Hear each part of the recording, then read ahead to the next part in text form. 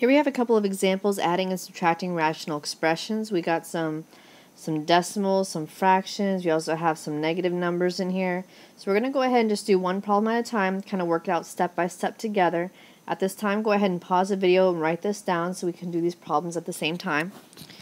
So looking at the first one, negative 1.6 plus negative 3.8. We talked about that in another video. We talked about when you add two negatives together, that's the same thing as adding the numbers in your calculator, except you're going to end up with a negative for your answer. So I'm going to have a negative for my answer, but in my calculator I'm going to type in 1.6 plus 3.8.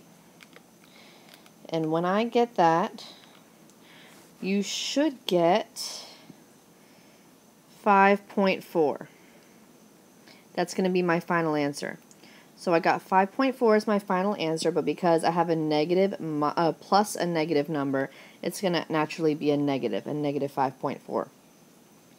Looking at the next problem, I have 43.2 plus negative 27.9. Adding a negative is the same thing as subtracting, so this is the same thing as 43.2 minus 27.9. That's something that we can just as easily type into our calculator and get the final answer. The good thing about knowing this is that way you don't have to actually add negatives. Knowing that adding a negative is the same thing as subtracting makes the work much easier for you down the road. So we end up with 15.3 as our final answer. Alright, the next problem, a little more difficult. We have two fractions. All we have to do is change it so the denominators are the same. The least common denominator, also known as the least common multiple, is going to be 6. So I don't have to change my first fraction. It stays as negative 1/6. But I'm going to be subtracting another fraction. I'm changing the denominator to 6. In order to get this 3 to turn into a 6, I have to multiply by 2. So I'm going to multiply the top by 2 as well, and that'll get me 4. So we only subtract the numerators whenever we have a fraction.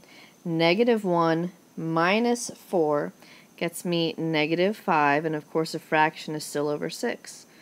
It cannot be simplified anymore, so that is our final answer.